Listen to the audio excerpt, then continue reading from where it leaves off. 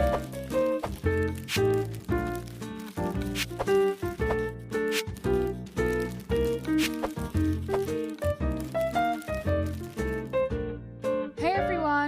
Nikki and welcome back to Live a Little, your cozy corner of the internet where we explore all of the in-between parts of life, the messy parts, the unpolished parts, and the unfiltered parts where you may not feel like you have someone to talk about them with, but we do it all judgment-free around here. Before I get into this episode, I just want to issue a trigger warning. I'm going to be discussing themes of weight and my relationship with food and eating disorders. So if you struggle with those things or are triggered by them, then this one may not be for you, but that's okay.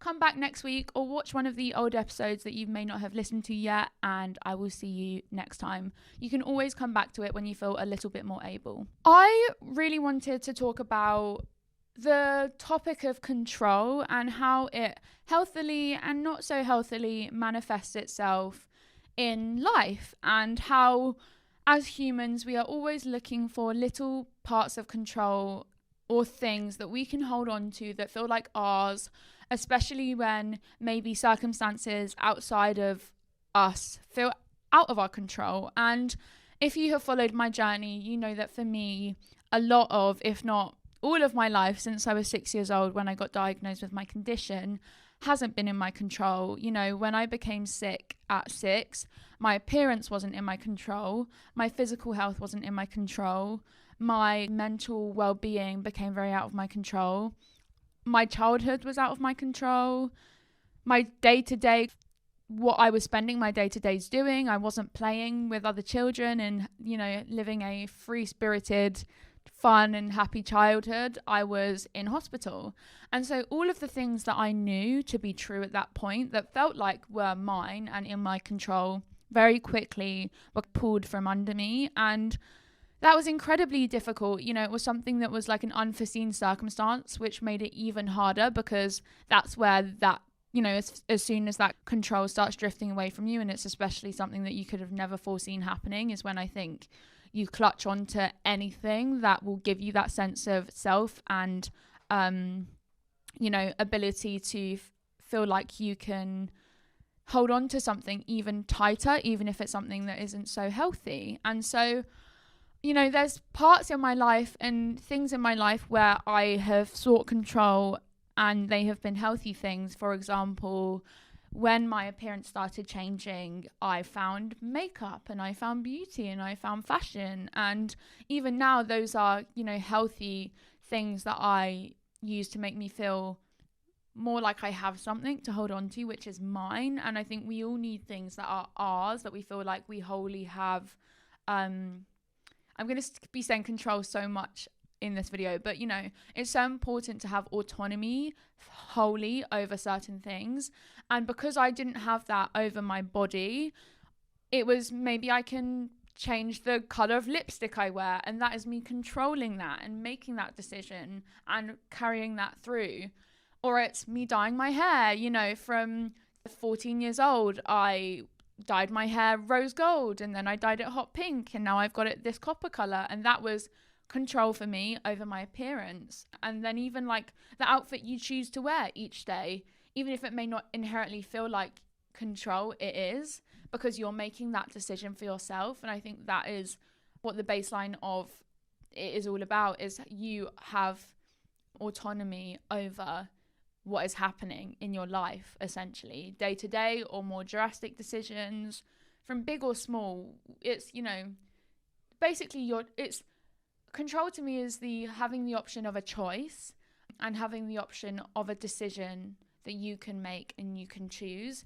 And from a very early age, I lost that in many, many, many ways, if not all ways, that it just left me feeling incredibly helpless and out of control.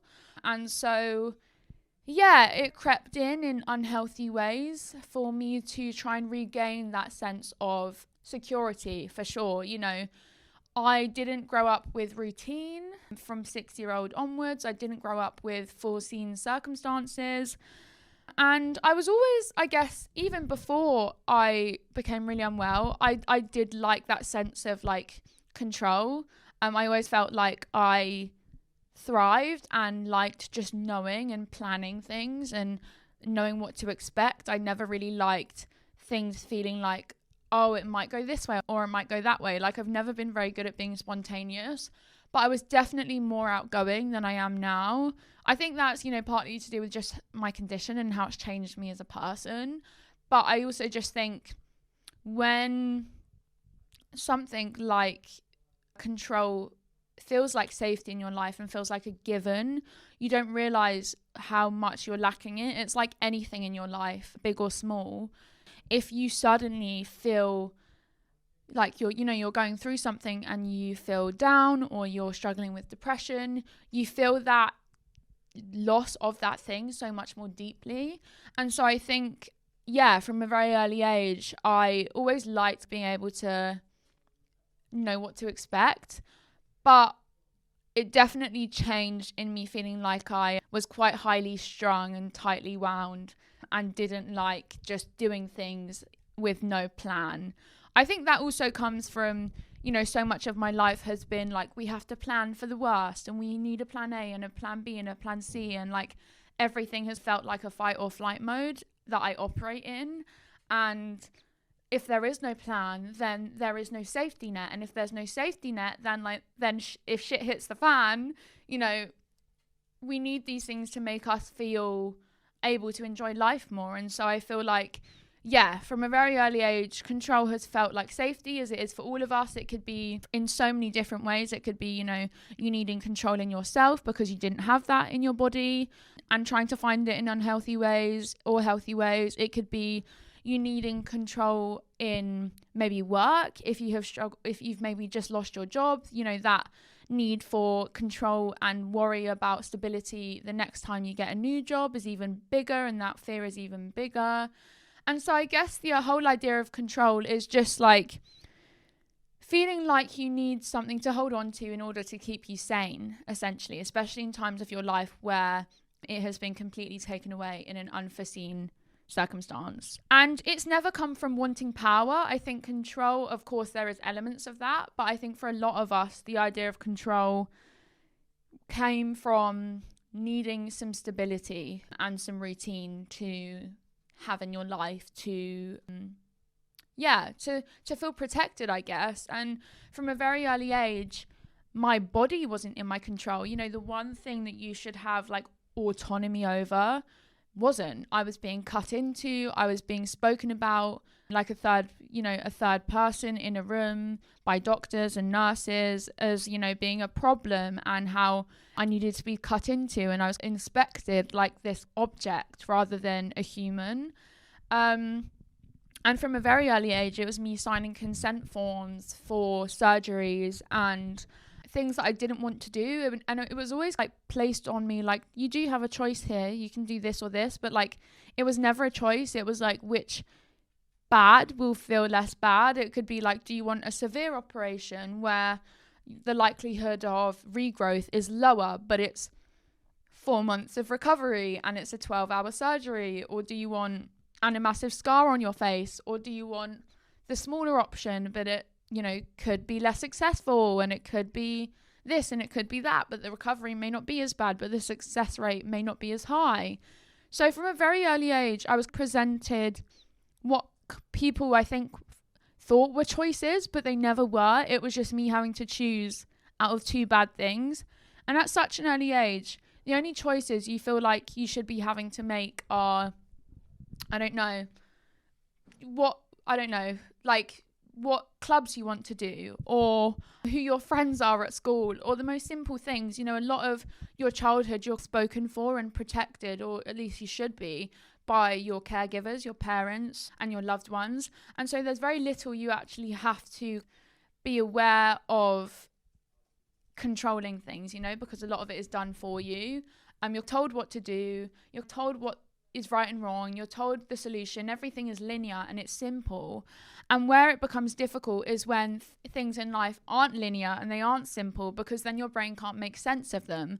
So from as long as I can remember, I feel like my brain has short-circuited to not so healthy coping mechanisms, for me to try and make sense of the things, or at least even just cope with the things that was going on around me, in order to quite literally just survive them. I think, as humans, our brain goes into survival mode and will quite literally do whatever possible to get us through them, or just keep operating and functioning.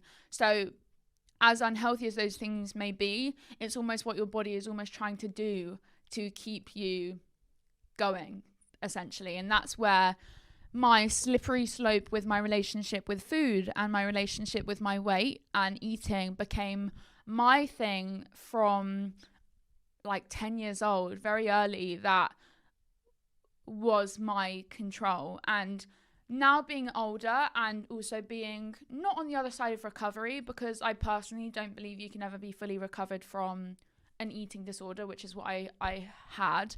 I do think that niggle in your brain is always there. It's like a box that gets opened, and I don't think that box can ever be fully shut, but I think you just get better and more able to, you get better at, I guess, like learning how to like ease it back shut. Whereas before it was like wide open, and there was nothing I could do to shut the box of negative spirals and the negative self-talk and everything, the patterns and, the behavior that comes with having an eating disorder and how it changes you as a person. So I think for me, growing up with my medical condition has essentially shaped everything for me, appointments, procedures, waiting rooms, adults have made decisions for me my whole life, or my medical condition has completely been in the driver's seat of my life.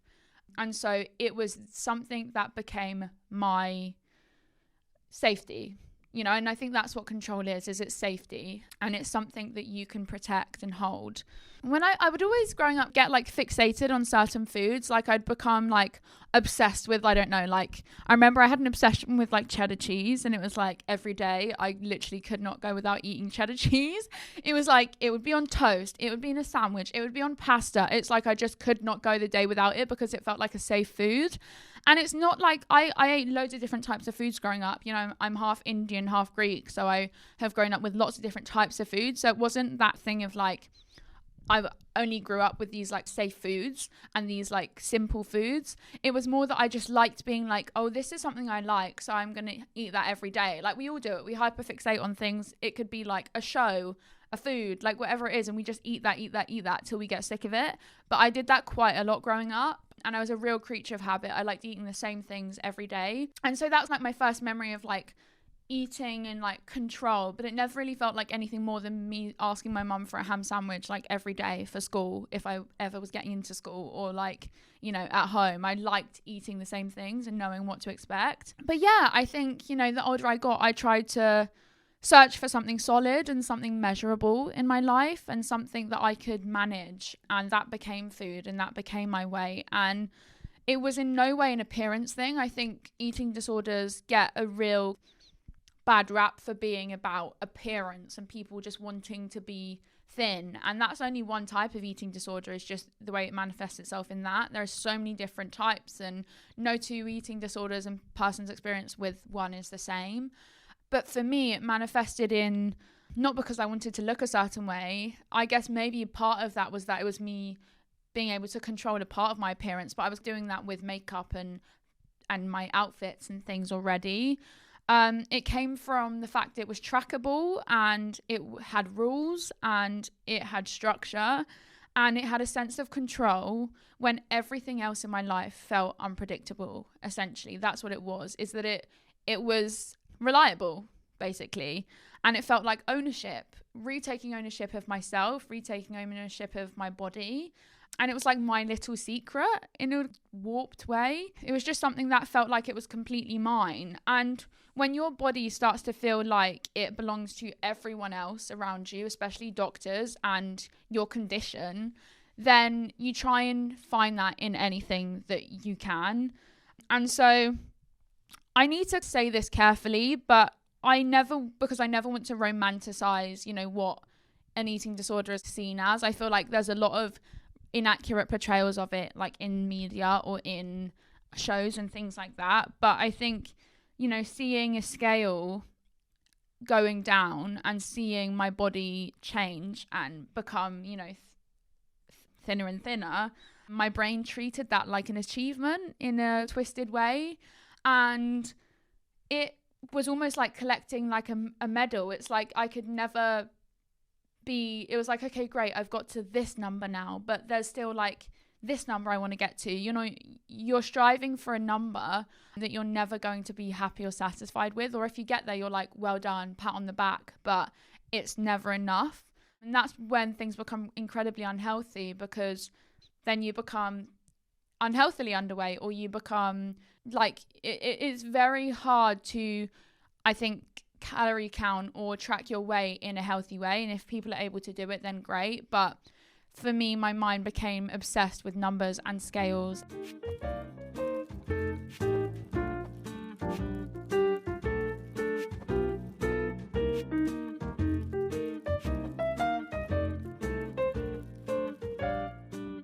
The scary part as well, I think, is that it doesn't just affect food, it affects your priorities and it warps your sense of self.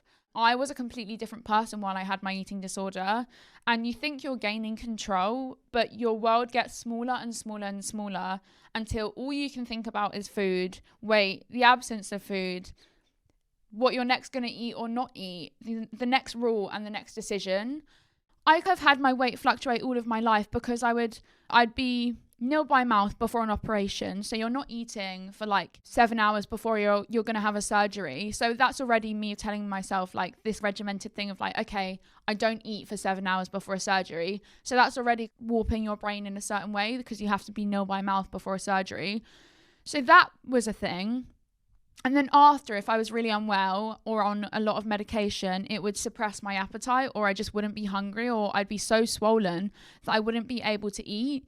So all of these things were making me either lose weight or do active things where it was like, okay, I won't be able to eat, or I can't eat, or I'm going to lose weight. And they became almost systematic things that I expected every time I had a surgery. And because I was having a surgery so often, I got into this negative like spiral of knowing that every time I got into this, like, I'm used to now having to like not eat before things and like be aware of the fact that I'm like not allowed to eat. And so I think from a very early age, I was just very aware of like, food and not being able to eat certain things or not being well enough to, and things like that. And when I used to go to America for medical treatment, they would put me on steroids after my surgeries because steroids help with swelling and bringing down swelling more quickly. But the thing with steroids is that they make you so hungry. They make you like ravenous. Like you want to eat everything in your path. You are just so hungry. And I'd never experienced anything like it, because the thing was, majority of that time, I wasn't even actually hungry. Like my body wasn't, there was no signs that my body was hungry, but it was like this urge that I had to eat everything, and I was never full, and it was never enough. And so it would be this thing where I would then eat way too much while I'd be on steroids, completely again out of my control. I'd be like, I don't even want to eat this, slice of bread right now, or this, whatever it may be right now, bowl of cereal, but my body just my mind won't stop fixating on the fact that I'm so hungry.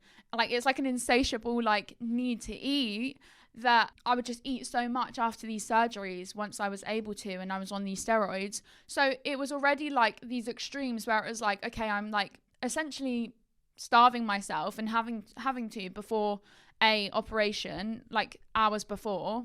And then I go into not eating and dropping quite a bit of weight because I'm unwell and frail to eat.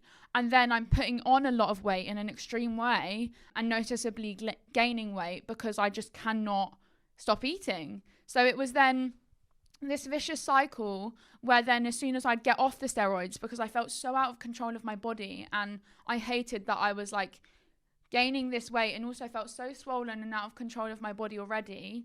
And the fact that I knew I didn't want to eat, and I knew that it was only the steroids, but I couldn't change anything. I still had to take them because I was swollen, and that was another issue, and I needed to recover.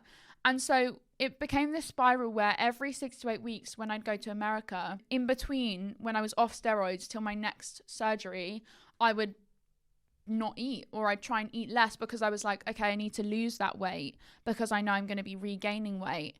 But that all came from a sense of me trying to reclaim control. It's like for 3 weeks, I'd completely lost any sense of control in my body and in my appearance. Everything felt, like poison. I was putting steroids in my body that felt like poison. That in these 3 weeks, I need to not eat, be more mindful about not eating so that I can lose weight. So then when it happens again, the impact doesn't feel so big. And I only just get back to the weight that I was, while I was on steroids, if that makes sense. And so I'd say that was my first noticeable unhealthy habit with food. But then it became not just something that related to surgery. It was just every day I was consumed by the thought of food. And if you followed me for a while, you know that I love baking. And a question I used to get all the time was how do you stay so slim? Which is a question you should never ask someone. But how do you stay so slim when you bake all the time? And it's because I was eating vicariously through baking. It didn't start that way, but when I started having disordered eating and an unhealthy relationship with food, or the lack of food that I was eating, baking became my way that I felt safe, because I would bake biscuits and all of these things. And I was I feel like I'm eating it, even though I'm not going to eat one bite of these cookies I've just made. And then I felt like I was eating vicariously through other people. I'd give my friends all a cookie, or I'd give my dad an extra big slice of cake, unbeknownst to me at the time that I was doing these things. Now I can see it in hindsight, obviously, with a slightly more healthy brain when it comes to that stuff. Because I was you're eating for me as well. I bake the thing. I don't eat the thing, but you're eating it for yourself and me, if that makes sense. So baking then became a sort of unhealthy thing for myself too, because it became a disguise of oh, I love food, I love cooking, which I did. I loved it. But then it became more about trying to be this cover up for how there isn't a problem, because someone who doesn't want to eat surely wouldn't be baking all the time. I think I was so worried about losing control when it came to my eating habits and things like that. I think because I was so young, I was literally 10 years old when some of the habits started, that I don't really think I ever understood what an eating disorder was. And I was the last person that was going to label myself with something, because I was a child. I was literally a child. I'd obviously heard of eating disorders before, or seen them portrayed in shows and things, but I didn't want to label myself with anything, because God, had I been labeled enough with stuff and told that I've got enough stuff wrong with me that I didn't want to add to that. But I was seeing a therapist at the time. It was at my hospital, and note to self, never go to hospital somewhere that is already where a lot of your trauma comes from for therapy. It's like going to the place that has traumatized you for therapy is literally so counterintuitive, and none of the therapy that I had at hospital ever helped. But I was already going to therapy, and I was in between going to America for treatment. And I remember going to see my therapist, and we'd spoken about, how I cope with my needle phobia, and how I cope with chronic pain, and just the circumstances of my life, and low mood, and all of these things. But this was a completely new thing we'd never spoken about. And I was so anxious to even bring it up, because it felt like this dirty little secret and my safe thing. It was I can control this. This is mine. It's all of us, when we have the secret that's only ours, you feel guilty about it. But then you're also oh, it's there's a tiny bit of it's safety. I think it's completely and utterly safety. And so I remember at the end of our session saying to her that, I'm really worried. I think I might have an issue with food, or an issue with eating. I don't know what it is, and maybe it's not a problem. Maybe it is normal, which it wasn't. I learned very quickly. But I just can't stop thinking about my weight, and can't stop weighing myself. And I can't bring myself to put on weight. And basically I said that it's this is food, and the lack of food and my weight is what is consuming my every moment of day. From the moment I wake up to the moment I go to sleep, all I could think about, it consumed me. All I could think about was food. It became my obsession. But just my weight, even, it just became my obsession. My mum said around that time that I completely lost interest in everything else. So it's I'd bake because of that, you know, how it would overshadow my problem, which was my eating disorder. But I used to love makeup, and I like was disinterested by makeup and anything else that were like my newfound hobbies, because my new hobby and my new obsession became food. So I remember speaking to her about it, and she said, okay, well, I just want you to see a dietitian and, you know, get weighed and get checked over and all of these things. And essentially that was like me opening up like the Pandora's box to then my mum having to become aware to, because I was a child, obviously you have to tell you the guardian, like if it's especially something that could be harming you.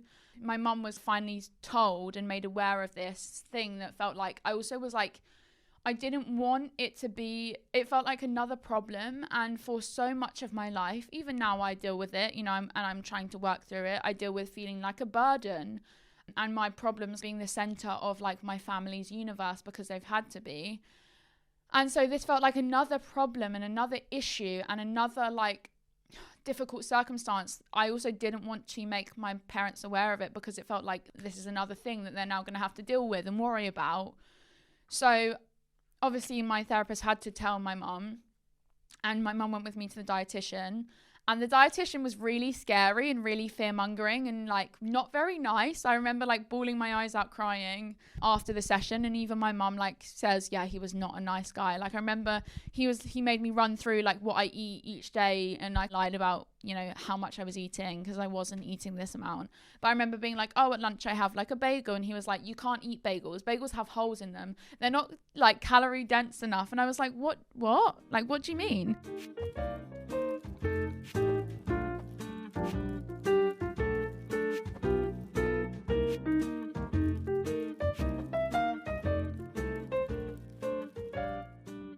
Yeah, so that dietitian traumatized me, let's say, and really wasn't very friendly, let's say, and warm, especially being a child that was learning that they had an eating disorder.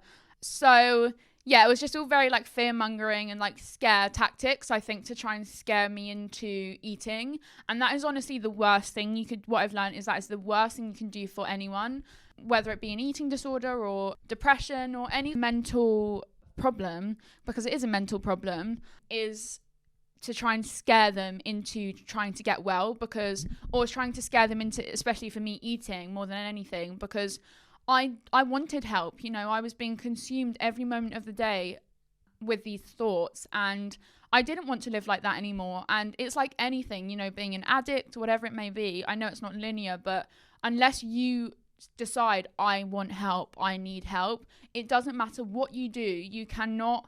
You'll never change if you're doing it for other people, if you're trying to get well for other people.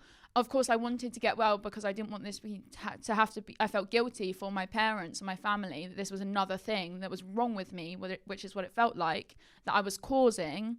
Equally, you have to be like, I want to do this for myself, because that's the only way that your brain will also just like try and change the information that it's, you know, it's learned or known to be true till that point that's made things unhealthy for you.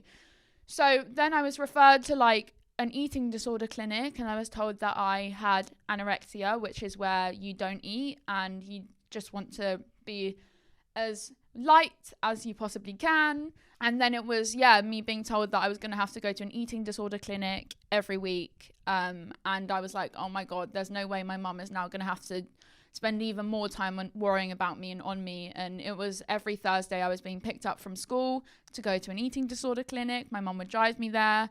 And it was this really warped thing, because I was glad and relieved. It felt like this weight off my chest to like this dirty little secret I had to, it's like I cheated or something, but I hadn't. I was literally just like the person that I was doing the most disservice to was myself, and being the worst to and unkindest to towards was myself. But it felt like this thing that I'd said out loud, and I was glad that I'd said it. But then I was like, why the hell have you told people now? Because now you've completely given back that control again. And this was the one thing you had. It was like you had this one, that like devil on my shoulder was really horrible to myself when I was going through all of my eating disorder stuff. It was like the devil and the angel that you have on your shoulders. You know, that devil was so loud. It was like really unkind to myself. That eating disorder brain warped everything. It was like, it got so bad sometimes where I was like, I'd rather like have to have another surgery than put on weight. It like completely warped my sense of reality. It was insane, honestly, looking back at. And it's like, you could be as thin as can be, but you would always feel like you don't look that way. It's like looking at yourself in a fun house mirror, you know, when you go to like those soft play places like Clown Town and stuff, you know, where there's those ball pits and those like fun mirrors and stuff. It's like looking at your body in a fun mirror,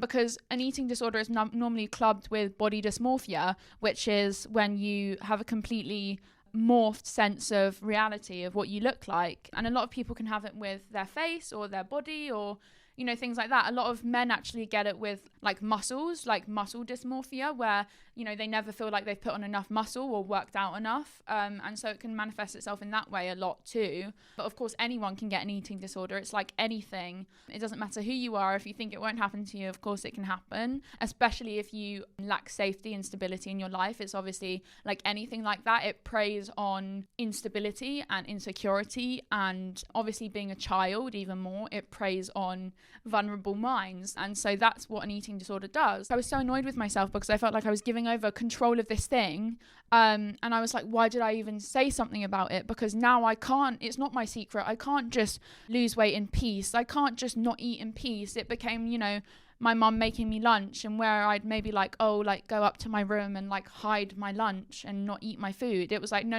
you need to sit here and I need to watch you eat your food.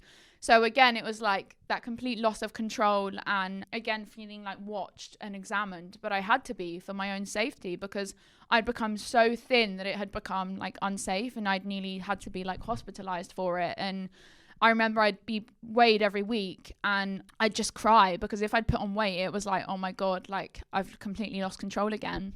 And that was my one ounce of control I had, and it's like it felt gone. And it got so bad when it would come to like weighing time that I would have to go on weighing scales backwards, so I wasn't actually looking at the number that was on the scale. Yeah, it was really, really bad. And it was like, I remember my parents were like asked to go to a support group, and I remember my dad going, and my dad had a particularly hard time understanding why I was acting the way I was with my eating disorder. And I think for someone that has a healthy mindset, it is literally just, why can't you just eat? Like, why can't you just do this? Like, please. And it's like, you can't. It's like forcing anyone to do that thing and before they're able. You just can't. And so I remember my dad went to like a support group for parents of children with eating disorders, and he found that very, very difficult, because it was like, I wasn't just a child with an eating disorder, I was a child with an eating disorder and a chronic illness and like so many other issues, and it just became another thing. And you know, for that year of time that I was seeing a therapist every week, it was not even like, they were actually really great. And I think that's part of the reason why I can say now that I am where I am with like my eating disorder journey, my perspective now of my body and myself, mainly my weight, not so much my body, because I don't think my body will ever feel like a home to me. It will always feel like something that has been my enemy and has fought against me rather than with me, because of my condition and being cut into and stitched up. It will never feel like a home. It doesn't have to feel like it's also making things any worse than they have to be and that are out of your control. And so, yeah, I think that's the thing, is my dad really, really struggled with that. And I think my treatment was a lot of, because I was so young, was a lot of like, okay, if you have a circle and the circle is your life, how much of your life or your mindset would you say is consumed? If this was a pie chart, like how much is consumed by your eating disorder? And it was like 90%. Okay, how much do you want it to be consumed by your eating disorder? I don't know, like 30%. Okay, so we work towards that. The time of life then is very like blurry. I really don't remember it very well. I also just think I have amnesia to a lot of things I've blocked out on purpose. Or that I've just, you know, there was almost too many traumatic things that have happened to me that I have to pick and choose the ones that actually stay in there. They have like a little hierarchy of how bad they were. So for me, that time, though it was traumatic and it was really, really emotionally difficult and confusing and hard, it wasn't like a life or death situation. So exactly what the treatment was, I don't really remember, but the people that looked after me there were great and were specialized in young people with eating disorders. So obviously, you know, we're experts in their field, and I think a lot of it was just talking therapy. I think this had been my secret for so long that just talking about it, you know, like anything, talking may not change the issue at hand, but it makes you feel less alone, and it makes you feel seen, and it makes you not feel so guilty. And so I think a lot of, honestly, what the treatment was just having a safe space where I didn't feel like a villain, or I felt seen and heard and not like a problem, to just talk about like how I feel and why my brain's like this, and exploring why this is, and exploring the topic of a need for safety and stability, and why that manifested in an eating disorder, and just trying to string everything together to make sense of it. Because I think when you can make sense of something happening to you, I think it makes it even easier to then treat the thing. And so I think that was the first part, is just trying to make sense of it for myself, why I got to this point. But they were really great, but it was really difficult. It was, you know, having to like have very like calorie dense like meals and calorie drinks that like felt like, again, I was like giving myself poison, because they had like, it would be like 10 mils of like liquid with like 100 calories in them, and like that felt like hell to me. And my mind got so warped that I knew like the calories in an apple, and I'm like, why am I even worrying about the calories in an apple? So it was a very, very, very hard time. But like, God, am I so glad that I admitted that I had a problem, because I do think I'm so glad that had this happened to me, it happened at the age it did, because, you know, young minds are so much more impressionable and less stuck in their ways. Then obviously the older you get, the more you're stuck in your ways, and the more, you know, habits you've learned are so much harder to unlearn and are fixated and ingrained into you. And so I do feel that like me trying to unlearn the things that I'd done, like calorie counting and not eating, and, you know, hiding my food or not eating or lying about how much I'd eaten, those were easier to, once I tried to tell myself this is for the best and this is for my own well-being, like once the negative spiral of you've handed over control, why have you done this to yourself, blah blah blah, that went, I feel like I was so much in a better place as a child going through an eating disorder than an adult, because of the fact that, one, I was, you know, lucky to be able to quite quickly see someone for treatment, because I think I was, you know, severely underweight, that it was like, you need to see someone now. But equally, yeah, I think the older you get, like anything, the harder and more stuck in your ways you get. And so if there's anything I have to be grateful for, it's just that it happened the way it did, and that my parents, even if they didn't understand, because it's a really, really, really hard thing to understand if you haven't had that mindset before, tried their best, you know. And that's the support network in anything in life is all you could ask for.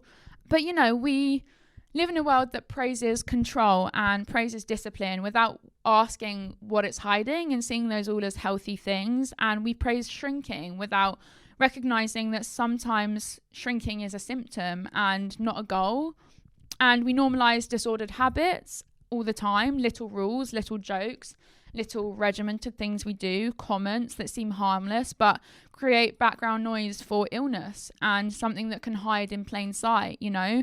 And so when a child starts reaching for control, it doesn't always look like a red flag. Sometimes it looks like being good, like, you know, being healthy or being strong or being fine, or anyone does. But it can make it even more complicated and dangerous. You know, like I said, my personality changed and I didn't even realize at the time. I was so warped mentally. I became short, I became snappy, I became just quiet and reserved, because, you know, it wasn't me being a suddenly like horrible person. I just was not myself, and my mum could see it more than anyone. She knew me and knows me better than anyone. It was literally just because my body had no energy, it had no fuel to function normally, so I couldn't either. You know, it's like when you've had a bad night's sleep and you're shorter. It's like that, but every single day, because you don't have enough fuel to function. And you can't run on an empty brain all the time and expect it to be kind and patient to yourself and others. And it was running on, essentially. So yeah, it got so bad to the point that my school had to also step in, and I was asked to eat my lunch in a separate room, and so that when I wasn't at home, my teacher could track what I was eating. And I can only speak for myself, but yeah, with disordered eating, it makes you so secretive and it makes you hide, and you start lying because you're trying to protect your illness. And that was never me. Like, that was never Nikki. I wasn't a sneaky kid. I wasn't a secretive person. But the illness turns you into someone you don't recognize, like anything like that. You know, I made excuses. I'm not hungry. I've already eaten. I got school dinners. Anything to stop people looking too closely, like my mom. Like, my mom could tell, though, that, you know, I thought I was being clever, but she could see it all, you know. She noticed that when I'd say, oh, I've got school dinners, my money from my finger hadn't left the account in like a year, because I didn't like school dinners at the best of times. Like, oh, I've suddenly like got this newfound love for school dinners every day. She could see on the back end, like, oh, I probably need to, like, she'd say like, oh, I probably need to fill up, you know, your account with a bit more money then if you're eating school dinners. I hadn't eaten a thing. And it's, yeah, then the planning starts. And I remember going, like, if we were going out for someone's birthday, instead of being excited, I'd be anxious. I'd rehearse the menu in my head like I was studying. And if what I planned wasn't on the menu, and it was always the thing that I didn't actually want, it was just the one that I thought would be healthiest or lowest in like calories. And if it wasn't on the menu, or they like didn't have it last minute, I could not cope. And that's when you realize it's not control anymore. You think that's the thing with an eating disorder, is you think you're in control, but it is controlling you. With any illness like that, you are not in control. You think you've got that control and it's yours, but it's just controlling you. That's all it is. And there was another layer to it, because obviously, you know, with my surgeries and things, it's like what had felt like it had become my control in those in-betweens and in those times where I needed it the most. It wasn't, you know? And yeah, eating disorders are incredibly serious and something to not be taken lightly. And it got so bad at my worst, to the point that this is, I also think, where I got so frightened that it was the real trajectory of me trying to get better and saying like, I need to get better for myself. It got so serious that it started affecting my medical treatment. I remember being told by my doctors, my parents were told actually on my 12th birthday, that I needed to be medically stable. Otherwise, my surgery that I was supposed to have couldn't go ahead, because I was very close to being admitted to hospital for treatment for my anorexia. It was so bad. And recovery isn't pretty. It isn't aesthetic. There was so much crying. There was a lot of anger. There was a lot of frustration. You know, I would often just like walk out of my sessions crying and just be silent on the way home. It's uncomfortable. It's scary. It involves monitoring diet plans, calorie drinks, crying in therapy, being watched, support groups. And it felt like the wheel had been taken from my hands. And at times I felt like I was losing the only thing. But looking back, that secret wasn't the only thing, and it wasn't even my thing in the first place. It wasn't protecting me. It was hurting me. So yeah, I think that is what I wanted to talk about, is, you know, control in life can be a great thing, and we can build that in the time we wake up, the time we go to bed, our relationships with others, and having control in protecting your peace and things like that. But this isn't control that you ever need in your life. It's only control that makes things harder for you. And I carried so much guilt. It felt like another problem I had to deal with, and another thing added to the pile. And I hated causing stress. And even when, you know, I hated causing the stress and I didn't know how to get myself out of that cycle. And sometimes people do praise the wrong things that can only ever fuel what you're already struggling with, you know. And so if they're praising you and saying you look good or you look really well, it only adds fuel to the fire. I think if there's one piece of advice I could give you as someone, as just a human, is don't ever make comments about like, oh, have you lost weight? Or like, oh, you look really good, you look really healthy, because you never know what someone is going through underneath that, and it could be so much more than what it seems on the surface. Unhealthy control is slowly just trying to keep your feet above water when you're quietly drowning. And eating disorders do not make you better. Anything like that never makes you better. It just makes you smaller. They take your time, your joy, your spontaneity, your, you know, things that make your life feel full and rich, your relationships with others, because I began to like resent my parents because I was, you know, they were trying to look after me and make me better. But I was like, you're doing this to me. You're also part of the problem of taking my control away from me. They take away your ability to be present. Something that should be fun, like going out for a meal, becomes something you dread. And they steal your personality and your quality of life and call it achievement.